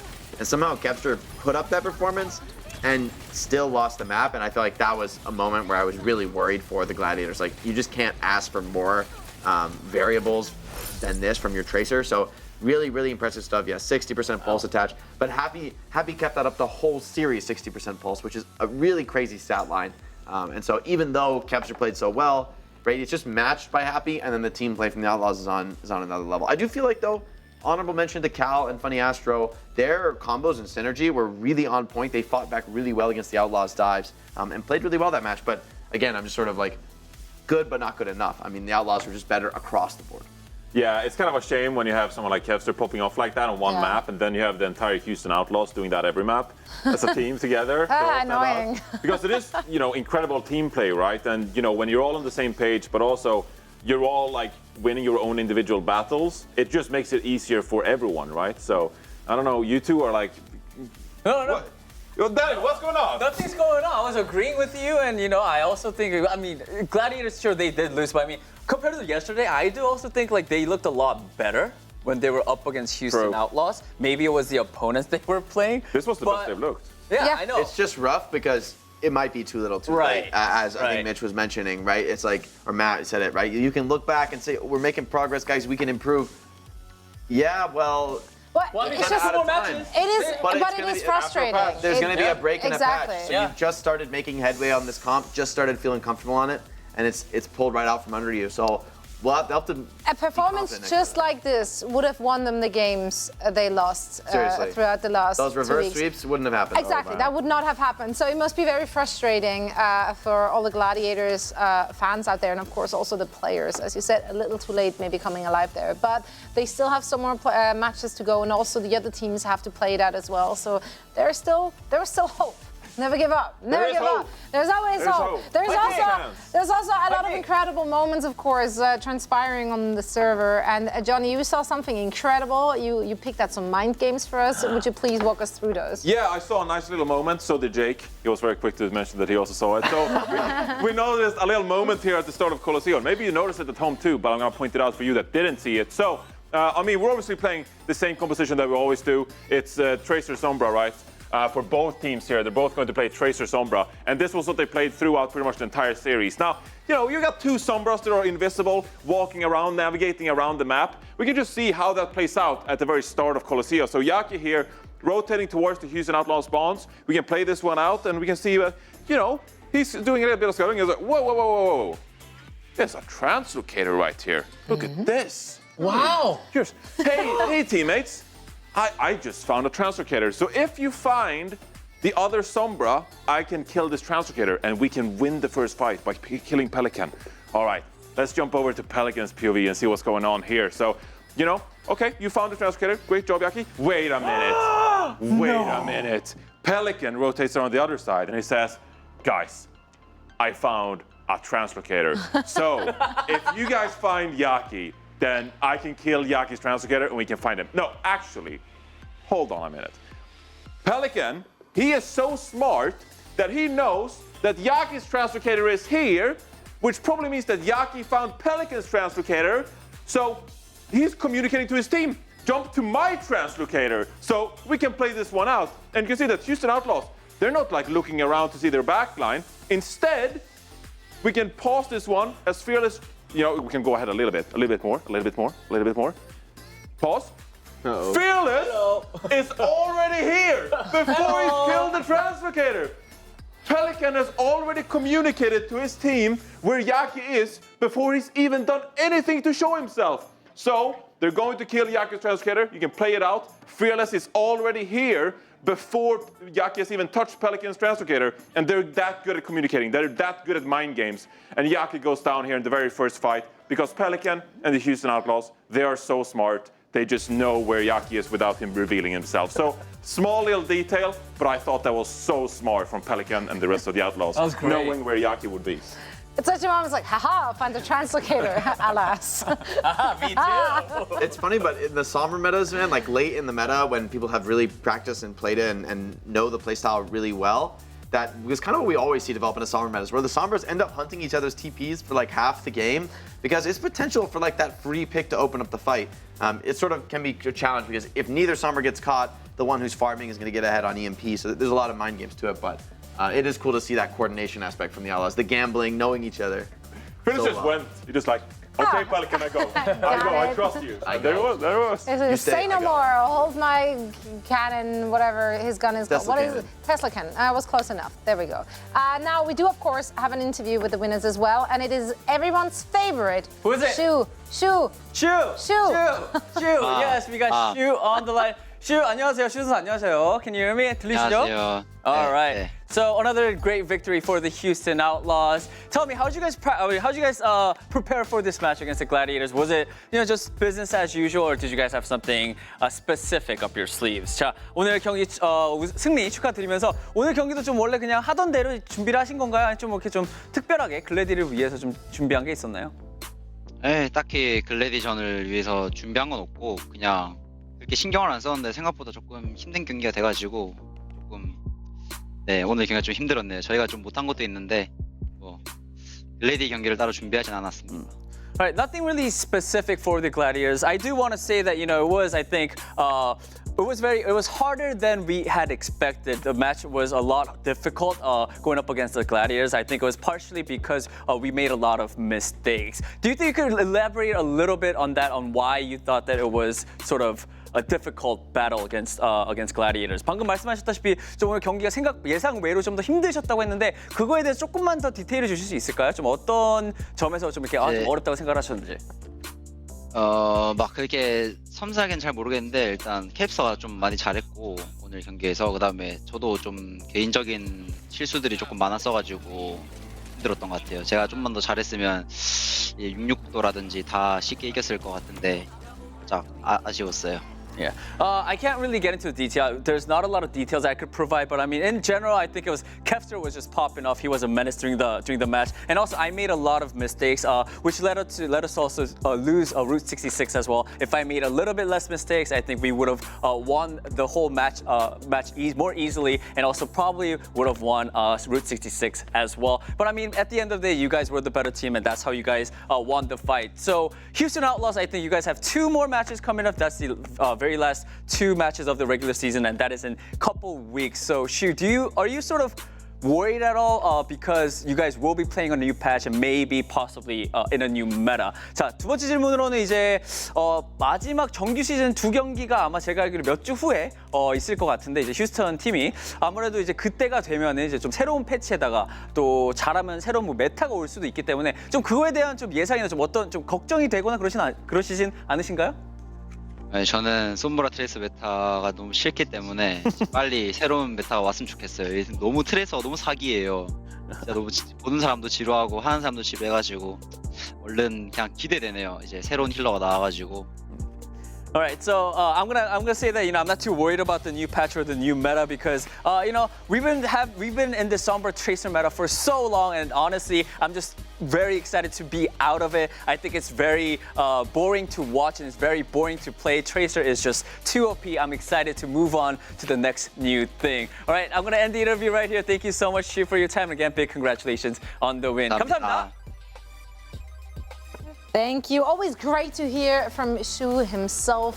And I mean, his face said it all. Are you worried? And he's like, I think they should be careful. Danny, please. Some of these teams asking to change up the meta a little bit, but they're doing really good right now. If you're Houston, you got to be pretty comfortable winning at least. Yeah, that is true, but I think it's beyond that. It's like you want to shake up because I think even for the Outlaws, right? This is like an okay meta. I mean, you're really happy to have Fearless on Winston. I think that's like your biggest win. But Shu and Violet, Pelican and Happy, these guys are not just superstars on the current meta, they're extremely flexible players. And so a shakeup can really benefit players who thrive in that environment because they don't need to like learn these new heroes they might have to play. They're already strong at them. So other teams might feel the pain and they're going to be super happy adapting quickly. And also, we'll see. And then if you're a real strong team, you know, whether it's a new meta, you know, they should be confident enough to, you know, still be at the top. And it's just more fun, you know, mix it up. Mix it up. Yeah. That's right. Well, I personally enjoy every meta, so it doesn't matter to me. That's right. Just enjoy good Overwatch. Well. Except from a few. Let's now go to the dark times, Johnny. Let's take a look ahead, though, at what's in store for us today. This was just the first match of many more to come. In fact, 2 more to come. New York Excelsior and Washington Justice are our next match coming up, and we do want to discuss those 2 teams. Taking a look at the starting lineup first here of the New York Excelsior. What can you guys tell me about these gentlemen? I think for me, what jumps out is how much better this team looks with OG in the lineup, whether that's from calling or individual plays. They look stronger, more comfortable. I think Psycho has really come into his own, and you know, Shockwave's been a really consistent performer all season. Of the players who's like kind of coming into play hit scan or just like backline heroes, that's pretty much what Shockwave's done this season. He seems like one of the most consistent in that role. Even players like Kai have kind of struggled to get playtime where Shockwave has succeeded. So impressive stuff from